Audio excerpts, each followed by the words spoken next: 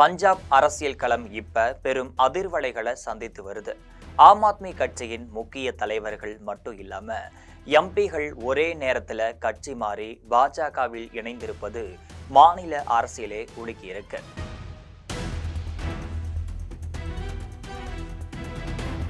இந்த திடீர் அரசியல் மாற்றம் ஆட்சியின் நிலைத்தன்மை முதல் வர இருக்கக்கூடிய தேர்தல் வரை பெரிய கேள்விக்குறிகளை எழுப்பியிருக்கு.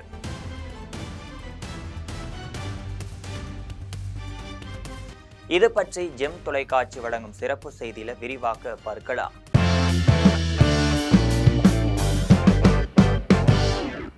வட இந்தியாவின் எல்லைப்புற மாநிலமான பஞ்சாப்ல மிகப்பெரிய அரசியல் நிலநடுக்கம் ஏற்பட்டிருக்கு. பஞ்சாப் அரசியல் களம் ஒரே இரவுல பெரும் அதிர்வலைகளை சந்தித்திருக்கு.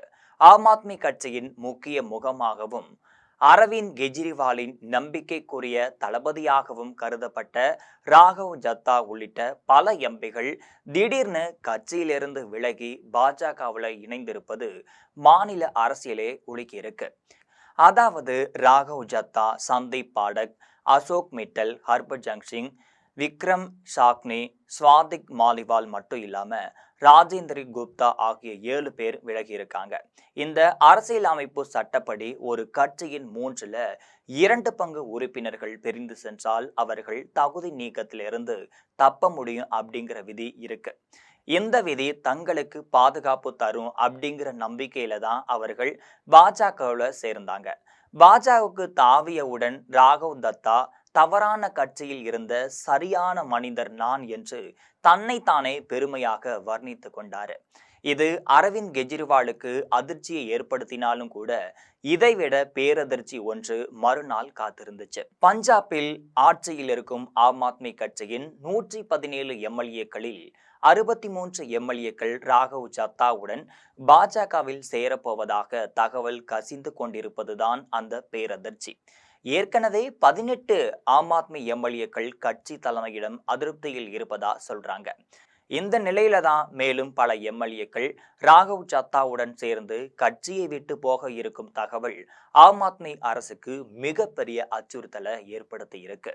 ராகவ் ஜத்தா ஏன் கட்சி தாவினார் என்பதற்கு என்ன காரணம் சொல்றாங்கன்னா, ஆம் ஆத்மி கட்சி நடத்தின பல்வேறு நிகழ்ச்சிகள்ல ராகவ் ஜத்தாவை கலந்து கொள்ள விடாம ஓரங்கட்டப்பட்டதை காரணம் என்று சொன்னாலும் இதையும் மீறி வெளியே சொல்ல முடியாத பல சங்கடங்கள் இருப்பதா பேசிக்கிறாங்க. குறிப்பாக பாஜக நாடு முழுவதும் எதிர்க்கட்சிகள் ஆட்சி நடத்துற பல மாநிலங்கள்ல செய்து வரும் ஆபரேஷன் லோட்டஸ் அப்படிங்கிற சதி செயல்தான் மெயின் காரணம்னு சொல்றாங்க அரசியல் வித்தகர்கள். பஞ்சாப்ல ஏற்பட்டிருக்கும் அதிரடி அரசியல் நிகழ்வுகள் இன்னும் 10 மாதத்துல வர இருக்கும் சட்டப்பேரவை தேர்தல்ல எதிரொலிக்கும் என்பதுல ஆச்சரியம் கிடையாது. ராகவ் ஜத்தா கட்சி தாவியதும் சமூக வலைதளங்கள்ல 20 லட்சம் பேர் அவரை பின்தொடர்வதை கைவிட்டுட்டாங்க.